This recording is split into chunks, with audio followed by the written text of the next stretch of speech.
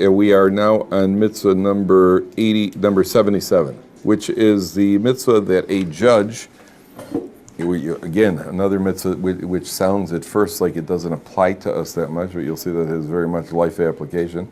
A judge is not allowed to decide a certain way in court simply because another judge decided that way. Whether you can say, well, he said it, so I'm going to say it too.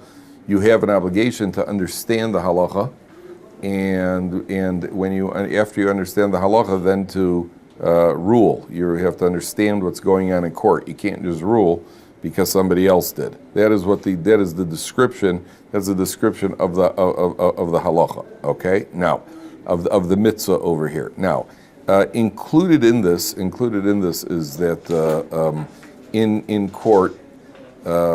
When there were two types of cases that were ruled. There's monetary law, and there was capital offense. Now, in monetary law, the judges sat in a semicircle, and when they had to submit their decision, so how would you logically start? We want to hear from you, and from you, and from you, and from you. How do you logically start to hear what everybody has to say?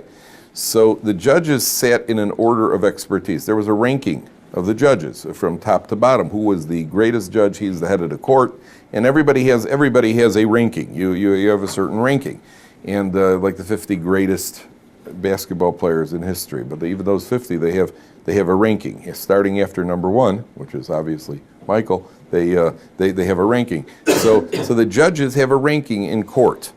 Now, what they would do is in monetary law, they would ask the biggest judge his opinion, take everybody's opinions, then they would count, and the majority rules. When it came to capital offenses, in capital offense, they started with the smaller judges and asked them their opinion first. Anybody have an idea why they did that?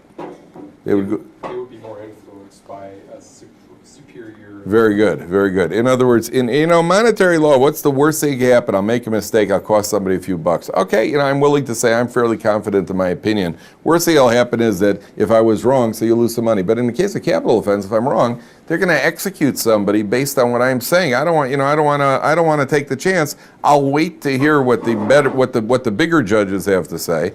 And then, well, if he said it, so I'm going to say it also. You understand? And therefore, the Torah recognizing that says that when it came to capital offense, we start to the contrary. We don't want you to be influenced by anybody else. Therefore, we go to the lowest ranking judge and ask him his opinion, and we build from there. From there, we build upwards. That's the way that's what's included in this mitzvah. Now, there's a life lesson for us over here, and this is the vital lesson, because I don't know how many of you will become rabbinic judges. One day, maybe you will. I don't know what the salary is, but if it's good, so then we'll make it another one of the Jewish professions. But at the end of the day, even if you're not a rabbinic judge, this law applies. This mitzvah applies. There's a life lesson here, and the life lesson here is that a Torah Jew, any Jew, should not be afraid to say, "I don't know." You're allowed to say, "I don't know." A judge who's an expert in halacha, a judge who's expert in the law, in court, a judge could turn around and say, "I don't know. I don't know. What do you want from me? I heard the case. I heard the evidence. I don't know." And that, even a judge, not only he's allowed to do that, he has to do that. There have been yeshivas where the head rabbi of the yeshiva is giving a class, like a Gemara class, and one of the students asks a question in the middle of the shiur, in the middle of a Gemara shiur. And the rabbi says, "Hey, it's a great question. You just knocked apart my entire theory." And he steps down off the podium and says, "Class is over. I can't talk. I got nothing to say because you got me. And I'm wrong. I don't know what I said. What I thought was true. You asked me a very good question. I don't have an answer for you, and therefore he'll just step down in front of a whole base. The reason is because we're pursuing truth. Number one, when you pursue truth, my goal isn't to pursue my ego. My goal is to pursue truth, and if I'm pursuing truth, I'm willing to say I don't know. Number one. Number two, why do you say the idea of saying that I know? The idea I have to know everything, that's also a result of my ego. Sometimes people have so much trouble being wrong or just saying they don't know. They say men classically will not ask directions. And it's an interesting survey to think. If you're ever driving and you don't know exactly where you're going, will you ask or will you try to work it out by yourself with a map? Right? Will you ask right away or do you want to kind of work things out? right? So many males are hesitant to ask. Now, I don't know whether I ask right away. If I'm in a neighborhood where it's safe to roll down the windows, I ask right away. I'm not interested in driving around. But often you have men who don't want to ask. Now, whether it's ego or they like the challenge, I'm not interested in challenges when I'm trying to get somewhere. I don't want to challenge. There are many men who are not willing to ask. They want to work it out because it shows a sign, they feel it's a sign of weakness. We say to the contrary. If I don't know, I say I don't know. And whatever I don't know, I'll try to study and I'll try to learn. This applies in many areas. If I remember, I once went to a doctor with a bad infection. And the doctor hadn't seen this infection too often. It was a strange type of infection. And, I was honored. You're always honored. Like, yeah, you mean no one in history has ever had this before? You're one of the first who's ever had, so on the one hand, it's not such a great thing. On the other hand, it is, it is a mark of distinction. So the doctor was looking through his book, trying to figure out which antibiotic to give me. And then he actually called a specialist in the field, right in front of me. He called a specialist to find out. He says, I'm not sure. I was very happy about that. I was very happy to see him say that he doesn't know, and because then I could rely on him. Then anything that he does tell me, then either he knows or at least he thinks he knows. Right? Somebody once said, confidence is the feeling you have before you realize what the problem actually is. The guy says, I'm confident, we'll be able to find our way out of there, and then you find out that you're nowhere near anywhere you want to be. Okay, but at least when I first got married, I guess it was my wife's fault, but we were leaving Chicago. We had to drive from Chicago to Columbus. Now, if you know what a United States, Columbus, Ohio, well, not Columbus, Georgia, she ain't one of those. If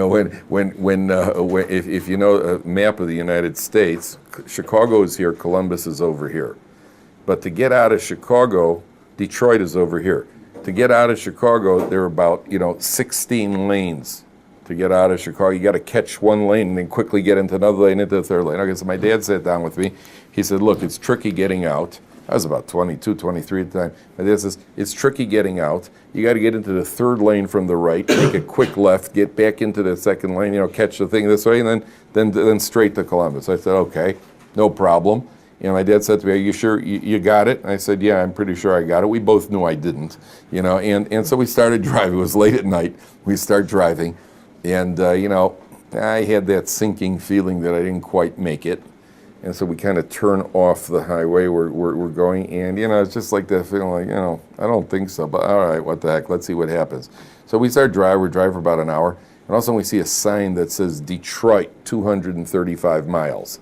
Now, that's not something you want to see on the way between Chicago and Columbus. So we pulled off into a little truck stop. So again, there's a lady behind the counter. This is midnight, a truck stop somewhere out in the boons. This lady behind the counter, you could just imagine, what she was like. And so we come walking in there, and I said to her, hi, can you tell me how to get to Columbus? So she looks at her, she goes, Roy, and she calls, Roy comes in. Roy's a trucker who's standing there. Roy looks like he stepped right out of Trucker's magazine. He's got a beer in one hand, a beer in another, a third one in his mouth, And Roy walks over. I think he's got that cat baseball cap on his head, and Roy comes over and says, Roy, can you tell this guy how to get to Columbus? So Roy puts his foot up on the chair. This is going to take some heavy thinking here. And Roy he said, well, where are you coming from? So I said, I'm coming from Chicago. He said, Chicago? Boy, are you messed up, right? And he started laughing, and he calls all the other truckers, Roy! He calls them all. Every one of them is named Roy. He calls them all over, and they're all having a great laugh. Here's this guy, he come from Chicago. He messed up, So I learned a lesson there. I learned a lesson in life. Better to ask than end up messed up. If you think you know and you don't know, then you're going to end up messed up. By the way, I was never good with directions anyway, so on the way back from Columbus, we left at Tisha B'Av night. It was a Thursday night. We're driving from Columbus to Chicago. Now, it's going to be about a 7-hour drive. So we left after Tisha B'Av. We've been fasting. We decided we'll drive a couple of hours, stay at a motel somewhere, then continue a Friday morning. We have 4 hours left to drive, making Shabbos plenty of time. All right. So we started drive about 2 hours at night. And my dad, I got directions. And on the way there, he kept telling me 70 east. So he got mixed up and said, well, just take 70 east, you back to Chicago. Now, not being an experienced driver, I figured 70 east means 70 coming out of the east, which means it's going west. I was not very sharp.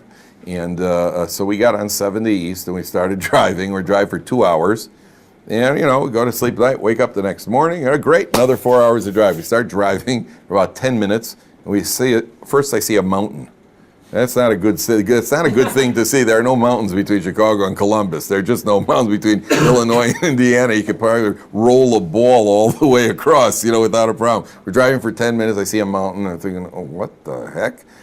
Then 10 minutes later, I see a sign that says, "Welcome to West Virginia." Now, West Virginia, under normal circumstances, can be a very beautiful place. But on a Friday morning, when you got to so I looked at the clock, and we had 10 and a half hours to make a 9-hour drive to Chicago. And my wife, who up until that time had been telling me not to go a mile more than 55 miles an hour, we got back in the car, she said to me, "Floor it." Right? So I just fell in between these truckers. I figured the truckers, those are back in the days of CD radios. What's that thing called? They had these fuzz busters to check for the cops. So I got between the trucks. I figured if the cop arrests anybody, he's going to arrest the trucker, not me. I just kept getting sandwiched between trucks going about 85, 90 miles an hour. Made it about 45 minutes before Shabbos. The moral of the story, gentlemen, is know where you're going and be willing to say you don't know. There was a frum guy, not a frum guy, he's a frum guy today. He was in a sociology class in college.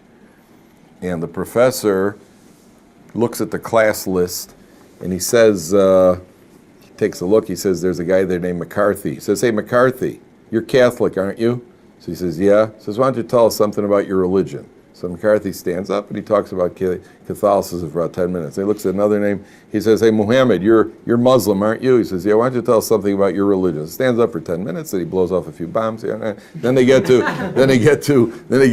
says, "Goldstein, you're Jewish, aren't you?" He says, "Yeah." He says, "Why don't you tell us something about your religion?" So he says, "Sir, well, I'd love to, but actually I don't know much about it. I'm Reform." So this non-Jew looks at him, he says, "Hey, Goldstein, don't you think you ought to know something about your religion before you reform it?" Right? Goldstein today, because of that one line, Goldstein is religious. He's heavily involved in Jewish outreach because of that one line. Because sometimes there's a realization in life, I don't know anything. I really don't know. Sometimes people ask questions and challenge things that they don't know anything about. And a person has to recognize what are the parameters in life. When do I know and when I don't know? That's what we're learning from this mitzvah. There's a guy from a yeshiva here in Israel. And a very wealthy man comes to the yeshiva. This is an unbelievable story. Guy comes into the head of the yeshiva. He says, "I'd like to make a $4 million donation to your yeshiva." $4 million is a lot of money by any yeshiva's stretch of the imagination. He says, "I will make a $4 million donation to your yeshiva, but I have one condition. You have to promise me that I have a portion in the world to come." So the Rosh Yeshiva looks at the guy and says, "Listen, I could promise you that you're doing a tremendous mitzvah by giving money to the yeshiva. I cannot promise you that you're going to have a portion of the world come because I don't know. I don't know what else you've done. For all I know, you might be a idol worshiper and you might be a murderer. I can't promise you that." The guy says, "Look, for $4 million, I think you could promise me a portion in the world to come." He says, "For $4 million, I can tell you you're doing a mitzvah. I don't know what your portion in the world to come is going to be." So the guy keeps pressing him and he refuses to make the promise. The guy says, "Okay, I just want to tell you something. There's a very wealthy man who died and he left $4 million for your yeshiva. His children are challenging the will and they claimed in court that the reason he gave you that money is because you promised him a portion in the world to come. I am an agent of the court and I was sent by the court to test you. Had you promised me a portion in the world to come, you would have lost the money. Because you did not, I could tell the court that you will refuse to promise portions in the world to come. Therefore, the yeshiva is going to get the $4 million. They got the $4 million. So because the guy said, "Why?" He said, "I don't know." He said, "I don't know. I don't know. I'd love to tell you, but I can't tell you that. I simply don't know." A person has to learn in life. There are certain situations in life where a person has to say, "I don't know." A person we want to say, "I don't know." We are not ashamed to say, "I don't know." That's the rule. I had a guy once, I went into England. I don't know if you've been to England. At Heathrow Airport in England, the security guy was a Hindu. A tall, 6'4" Hindu with a beard and a tichel, the Hindu headdress. And as soon as what's it called, the turban? Yeah, I call it tichel. That's what frum women wear on their head. And So I get to the counter, and as soon as I got to the counter, for some reason the guy took a strong dislike to me. I don't know why. Pretty nice guy, I think. Sometimes, not in Gemara Shir. No, Dave, it doesn't work. So the guy took a strong dislike. And so on the card, you got to give a card when you go through. So I wrote on the card, it says occupation, which always stumps me. That's a good question. What do I do? But I wrote occupation, I just wrote teacher. Now as I get to the counter, the guy looks at me and he takes a look at my card. He was really, and he could tell that he just gave me a look. Says, what do you teach? So I said, Torah. So he kind of flinched for a second, because we both knew that he didn't know what that was. And then he says, how long are you here for? So I said, about a week. And he goes, he looks at my ticket. Now, I had to make my ticket to go through Germany on the way back, because I'm a Kohen and I didn't want to fly on the English Airlines in case there was a body on the plane. So he looks at my return ticket, says, why are you flying back through Germany? So I said to him, well, because there's a problem with tumas meis. Now, some poskim are machmir, but some are mekil, and there's also a problem with poseach tefach, which you could. And I just went into a whole thing, and I looked at it, and it was probably one of the best 5 seconds of my life, because we just locked eyes. The guy's looking down at me like this. I'm just looking at him up at him like this, and he didn't know a word I said. I knew he didn't know, and he knew that I knew that he didn't know. And I knew that he knew that I knew that he didn't know. And we just looked at each other. I could see the struggle in the guy's eyes. He just has a struggle. I'm just looking at him very pleasantly. What a wonderful 5 seconds that was. And then again, the guy looks at me, he goes, what do you teach? I said, Torah. He takes the thing, he stomps, he says, to go in, right? Now, the guy was obviously asking me why I'm going through Germany. Germany was a hotbed of terrorism. They're hijacking. So he obviously suspects that I'm a danger to his country. Yet he's not willing to say, I don't know. And we both knew he didn't know. We both knew he didn't know. And he wasn't willing to say it, and I got into the country. I behaved myself in the country, but I got in. That's what the Torah is teaching you. Don't be ashamed to say, see, you don't know. Oh, well, who says you have to know everything? And a person who thinks he knows everything, he's a person who's in the biggest trouble of all. Because some people in life be willing to say it. Doesn't mean you have to accept everything everybody tells you. But if you don't know, so you should assume there are people who do know better, and find those people and try to ask those people. That's what the Torah is teaching. Okay. All right, the next mitzvah is a cornerstone mitzvah in Torah, which many people wonder about, and this is one of the mitzvahs that the entire Torah relies on. And let's go back for a second. The mitzvah says that if there is a dispute in a law, how do we determine a dispute? Anybody who's studied any Gemara at all, what's one of the most common words that you come across in Gemara is what? It's a machlokes. There's a dispute, okay? So when the Torah talks, there's a halacha, there's a mitzvah, that when there is a dispute in the law, you take a vote and you follow the majority. Now, the question that many people ask is, well, how could there possibly be a dispute if Torah comes from Hashem? So how could you have a dispute? And if there is a dispute, how do you know that what we're doing today is accurate? Right? Don't people wonder about that? People wonder, how do you know that Torah? How do you know that Torah is accurate? Maybe we've met the same way they have a dispute about one thing, maybe they have a dispute about something else. The answer to that is that there is something built in to the system of Torah. In other words, Torah is given from Sinai. God gave us the Torah. God gave us the mitzvahs. Now, what happens when something becomes, because we are human beings, and at certain periods of time we were being whipped by Romans and therefore had less time and energy to study Talmud properly and to study the law properly, what happens if there's a dispute? What do you do now if there's a dispute in a law? The answer to that is, built into the system itself, is that you then rule based on the majority. The same way that in any other legal system, there's a way to resolve disputes. In the United States, there's always a dispute. They go to the Supreme Court, and whatever the majority of I don't understand. If it's a law, it's a law. If it's not a law, it's a law. Where's there an argument? Why is there a dispute? The answer is that law by nature lends itself to interpretation. And as long as the people involved are authorized to render an opinion, then we take a look at the majority of authorized opinions. Not anybody who wants to offer an opinion is allowed to offer an opinion. In Torah, in halacha, in order to become a judge, you have to go through a training period, just like any other legal system, except that in Torah it's more rigorous. You have to have smicha, and then you have to have smicha to become a rabbinic judge, and then within the framework of the law, there's room for a certain amount of differences of opinion. So if a halacha is forgotten, then we have the legal experts, the Torah experts, who then render their opinion and decide whether or not it is permissible or not permissible. So, for example, when electricity came about, before 150 years ago, they didn't have electricity, or 200 years ago, they didn't have electricity. So all of a sudden there's a concept called electricity. Now, how does that fit in with Shabbos observance?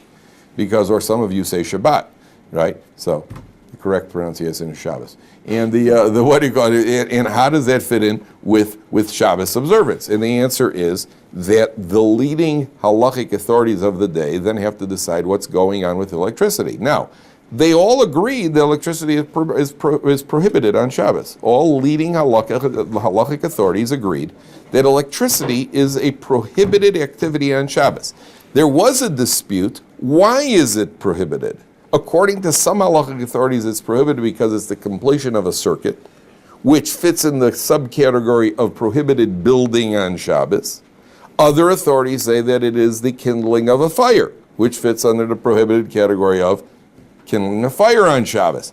At the end of the day, they all agree it's prohibited. There's only a question of why is it prohibited? Is that fall into the category of building or fall in the category of fire? That's question number one. There are other areas of dispute. For instance, one of the most famous is the dispute of tefillin. There's Rashi tefillin and Rabbeinu Tam tefillin. Anybody know the difference between the two? The order of the parchment? The order of the parchments. Very good. What's your name? Josh. Josh. The order of the parchments in the head tefillin, there are 4 parchments. So the order of the parchments, there's one opinion according to Rashi, there's one opinion according to Rabbeinu Tam, that is called Rashi and Rabbeinu Tam tefillin, about exactly A, B, C, D, or is it A, C, B, D? That's the dispute between them. But one thing they agree on, one thing they clearly agree on, you got to wear tefillin, right? There are a lot of disputes with there. No, there was never a dispute that, actually pork is permissible. Nobody ever says, the guy says to me, how do I know which opinion? I'll tell you what, choose any one you want. Right? It's not going to do you much good. You still can't drive your car on Shabbos because nobody says you can't. You still can't light a fire on Shabbos. It's not going to get you out of anything. So we never said there won't be disputes. We know we have plenty of sources that say halachas were forgotten. So what do you do when halachas are forgotten? We have to try to reproduce it based on a system that the Torah gives us. The Torah gives us a code to use the code to reproduce it. Now, is your code correct or is your code correct? As long as you've taken legitimate means. You ever do the Rubik Cube? Ever done the Rubik Cube? How many ways are there of solving it? Probably a bajillion, right? A bajillion ways of solving it. I've never even tried it. I never even tried the Rubik Cube. It was it just looked too intimidating. I figured there is no way I'm going to do it, and I never had any temptation to try to solve the Rubik's Cube. Right? There's a guy I read about who was working on the Rubik's Cube for 26 years. 26 years, he drove everybody around him crazy. He didn't go to family events, and he didn't celebrate anniversaries. The guy was absolutely, with the Rubik's Cube, till eventually he solved it. So if a person understands, there are more than one ways to reach a solution, as long as it's a legitimate means. For a guy to reach the solution by taking apart the cube and then putting it back together, that's not a legitimate means, that's not a legitimate way of reaching the solution. That's not acceptable according to halacha. But this is a cornerstone mitzvah in Torah that you follow the majority. Now, the question everybody asks is, who's qualified? How do you determine who's qualified? The answer is, qualified people choose the next qualified person.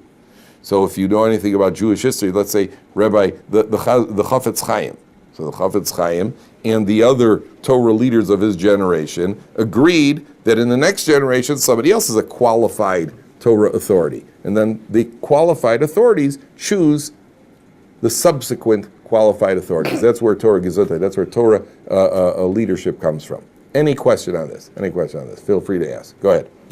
I guess with completing the circuit in fire, when we look at completing a circuit, we turn off the non-faucets, and that's definitely a circuit to open and close. So good, guys. That's a technical halakha. I'm not going to get into the technical halachic question. The bottom line is that the leading authorities don't see it the same way. Which is an excellent example you're bringing up, because you see, they have to decide. They know that there's a halacha of building. Is that considered the same type of circuit or not? Most opinions, by the way, it was not the completing of the circuit that they were concerned with as much as kindling a fire.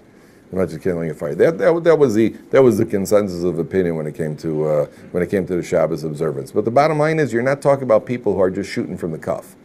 Talk about people who analyze a situation and they have no problem saying, I don't know. They have no problem saying, I don't know if they don't know. They analyze it. Even Rabbi Moshe Feinstein was considered the leading halachic authority of the generation, a generation ago. In the introduction to his magnum opus, which is called the Igros Moshe, he writes that, who appointed me to make the halachic decisions? Where do I come off making halachic decisions? On the other hand, he recognized the fact that he did have expertise that others didn't have. He says, therefore, I have a responsibility to rule according to halacha. Rabbi Moshe Feinstein was actually asked by an interviewer for, I think, the New York Times, once asked him how he became the supreme halachic authority. He said, how did you become the supreme halachic authority? Rabbi Feinstein, who was an extremely humble man, and humility does not mean a denial of your talents and a denial of your abilities. LeBron could be a very humble person. Doesn't mean that he does not know what his abilities are. I don't know whether he is or isn't. I know what I suspect. But Rabbi Moshe Feinstein never had a TV show called The Decision. But even though he made many more decisions than LeBron, but Rabbi Moshe Feinstein, it's not a contradiction. You could be a humble. Moshe Rabbeinu was the greatest man in history. Knew that he spoke to God face to face. He knew that his face was glowing. Yet he's called the most humble person in history. So it's not a denial. It's not a denial of your of your abilities. So Moshe Feinstein writes that since I am in this position, I have to do the best I can in order to become the halakhic decider. So the guy asked him, who made you the halakhic? How did you become? He didn't say who made you. How did you become the supreme halakhic authority? So Moshe Feinstein said, I don't know. I guess somebody came and asked me a question, and they sensed that it was consistent with Torah ruling, Torah logic. I guess they sensed that I did not have any ulterior motivation when I ruled, and I guess he told his friend, and I guess he told his friend, and I guess they started coming to me. I guess that's what happened. Now, Moshe Feinstein was already a halakhic authority. He was a posek. Moshe Feinstein was already a posek at 19 years old. At 19 years old, he became the rabbi of a town in Luban. He wasn't even married yet. He got married when he was 26. He was the rav of a town in Luban in White Russia when he was 19 years old. So he already had smicha. He just had the responsibility and the perfection of character, as perfect as a person could become. Nobody's perfect, but he had the refinement of character to be a halachic decider. Rabbi Yechezkel Abramsky was the chief rabbi of England, was the chief rav of England.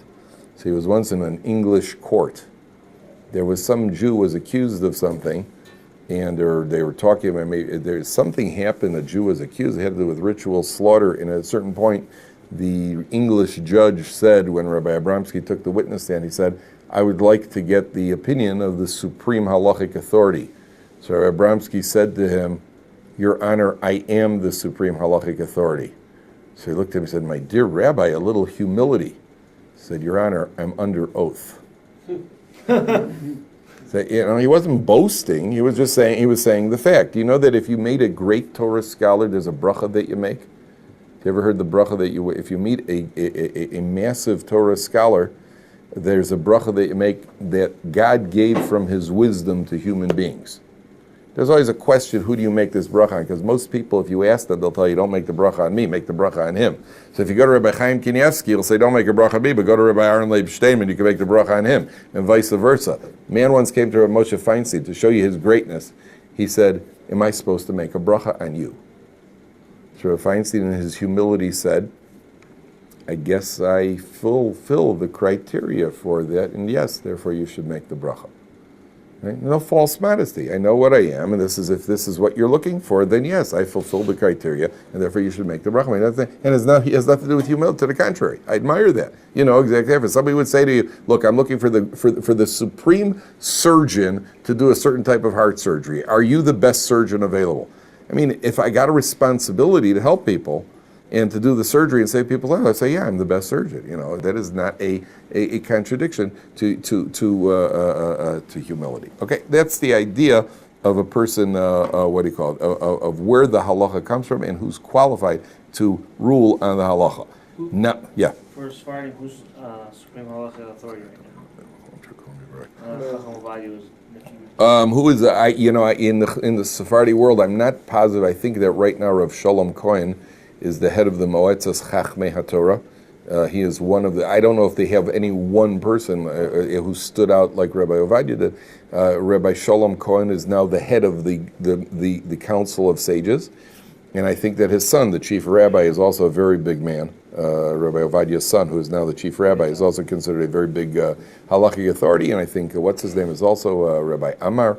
I think is a big halachic authority. But essentially, what I understood was Rabbi Shalom Cohen is now the supreme Sephardi authority, from what I know, or Rabbi Ovadia's son. In every generation, there isn't necessarily one. There could be more than one in a given generation. Rabbi Elyashiv was alive, Rav Shlomo Zalman Auerbach was alive, Rav Moshe Feinstein was alive. Sometimes there's one who's kind of standing at the top of the pyramid. But the people at the top recognize the other people at the top, who are the authorities, who are considered authorized to render a decision. Okay. Any other questions on that? We're going to the next mitzvah. The next one is also the last mitzvah we're going to talk about when it comes to judging, and that is that you are not allowed to have mercy for a poor man in court. Now, even though Judaism is a very merciful religion, and we're always kind people, Jews are very kind people, and I actually had two guys once came to this yeshiva years ago, many, many years ago, two guys, probably going back about 20, 25 years, two guys came into the yeshiva, and I started talking to them, just talking to them, they wanted to come to Or Sameach. So I started speaking to them about their backgrounds, and I asked them where they're from. So one of the guys, the guy, we're schmoozing around, and at a certain point, as a standard question, I said, "Are you guys Jewish?" So they both went like that. Yeah. Okay. So we started talking, and I just, you could develop a sense for these things, and I just, just didn't get the right feel from them. So at a certain point, I said, "Where's your mother from?" So the guy says to me, "Pennsylvania Dutch."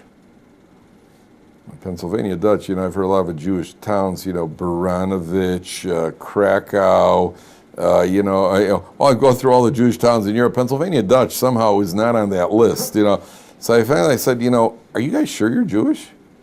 So the guy says, well, actually, we're not Jewish, but we feel Jewish. I said, what do you mean you feel Jewish? He says, well, Jews are very kind people. We feel that we're kind, therefore we feel that we're Jewish. Right? And Jews are kind people. Jews are kind people. In every Jewish community, the Rambam writes, and there has never been a Jewish community that has not had a charity fund, a communal charity fund. There's never been a Jewish community that does not have a Jewish charity fund. Jews are givers. Jews give. They may not give to the right thing all the time, but Jews naturally give. Any donations in the United States, the biggest donors, whether it's for politicians or whether it's museums or anything else, it's always Jews. There was a Jew in Columbus who donated $10 million to build Ohio State a new culture wing.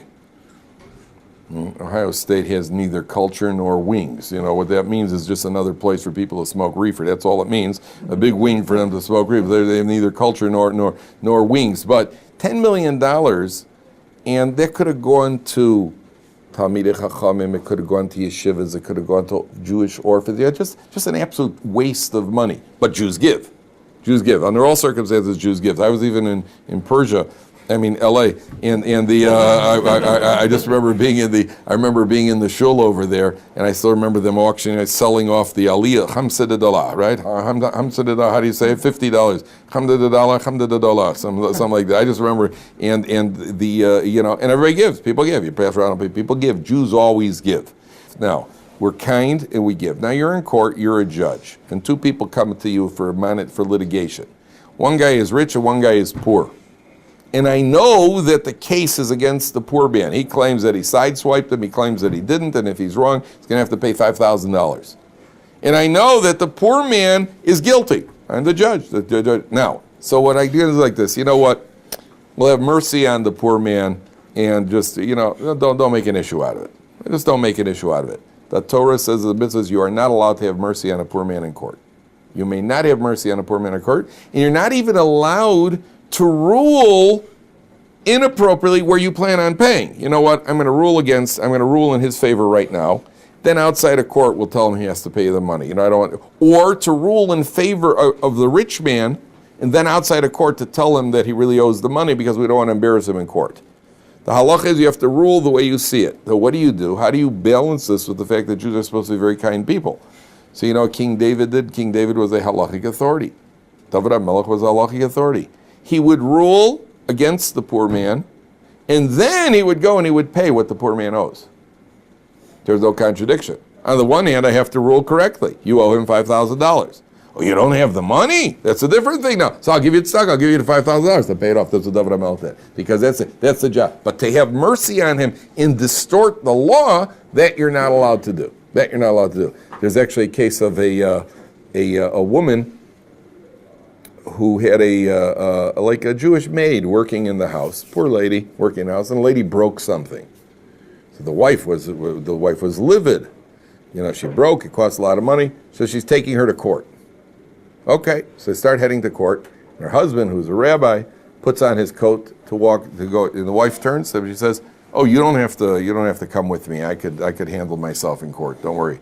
He says, "Oh, I'm not going for you. I'm going to defend her. She has nobody to defend her. Right? I'm going to defend her in court against you." Right? Yeah, you better be careful, Dave. Yeah, make sure you do it after you've had supper, because you ain't getting supper that night. That's just, so first eat supper, then go to court to defend. It's only an idea to show that we are always looking for the downtrodden and those who are defenseless. We always come to the rescue. On the other hand, we're not allowed to distort or change the halacha. Now, this is extremely important when it comes to presenting Judaism to those who know nothing about it. This is extremely important. People are going to ask you about Judaism. How do you know God gave the Torah, and why do we keep Shabbos, and all these things? Now, people pretend that they have problems and issues with Judaism. So there are two rules over here. Rule number one is you can never answer somebody who's challenging and not asking a question. Somebody says to you, "Well, I don't think Shabbos is that important to keep." You know what the response to that is? One response. Okay, that's the response. What do you want me to say? You stated an opinion. What am I going to argue with you? You know anybody in your life who's ever been convinced by an argument? Have you ever argued with anybody and actually convinced them of anything, especially with raised voices? Especially two guys arguing who's better. You know, who's better, your team or my team? The Lakers or the Clippers? Who's better? You start a violent argument, right? You ever see somebody turns around, Celtics, yeah. Ever see somebody turn around and say, "You know, you're right, your team is better than my team." Are you kidding? You know, Argentina and Brazil almost went to war arguing over Pele and Maradona, who's the better player. Nobody admitted. Millions of people, they almost shot each other, but nobody would admit. I don't know anybody who ever admits anything in an argument. Somebody says to me, respectfully, "Why is it that Jews keep Shabbos?" Okay, he's entitled to an answer. Somebody says to you, "I don't think that you should keep Shabbos. I don't think Shabbos is that important. I don't believe God gave the Torah." What do you want me to go? Gasp, you know, "Oh my goodness, a heretic," you know. I'm not, you're not going to shock me. Okay, you don't believe it, don't believe it. If you think you don't believe, you haven't even studied, you don't even know to express an opinion on what you don't know. You don't even know enough. It doesn't bother me. Somebody asks respectfully, you have to answer them. However, when you answer, you're never allowed to distort the answer. You have to tell the truth. Why can't women do this, that, or the other in Judaism? Say, "Well, you know, it has to do with it." Can't whitewash anything. If there's a reason why women can't be witnesses, you have to tell them that's the reason. If there's a reason why we don't eat kosher food, so yeah, is it true that you have to execute all the Amalekites? Uh-oh, there's a bleeding heart liberal over here. Now, how am I going to get out of this one? No, it's only symbolic. It just means that we shouldn't be blah, blah, blah. Forget it. If you already brought it up, it doesn't mean it's the first thing I'm going to tell you. If you're becoming religious, I wonder if your parents say to you, "So what did they teach you in yeshiva?" You don't have to come home and say, "Well, blow away Amalek." You know, that in the Tilas Yadayim. You know, it's not, I wouldn't start over there. You know, it's not necessarily the place to start. But if somebody brings up a question, is it true that the Torah says that you have to execute all Amalekites, even children? Well, I don't know where you heard that, but if you're interested in learning and you're asking a question, not challenging or showing cynicism, like, is it true the Torah says you have to execute her? Like, you know, here's somebody who's probably performed numerous abortions in his life, and or caused abortions to be performed, and he's upset about us killing him, yet he's coming on with a cynical shot, a cynical attack. I don't respond to cynical attacks. Well, okay, you already made a cynical attack, but you want to know, does the Torah say that? Then I have to give you an honest answer. I cannot whitewash it. I can't talk about symbolism. I'm not allowed to say anything. It's not our Torah to distort. That's what this halacha is telling you. You're in court with a poor man. You're a judge. You have to rule according to the Torah. First rule, After that, then you could activate the standard kindness of trying to help the poor man out of his predicament. Okay, guys, see you tomorrow.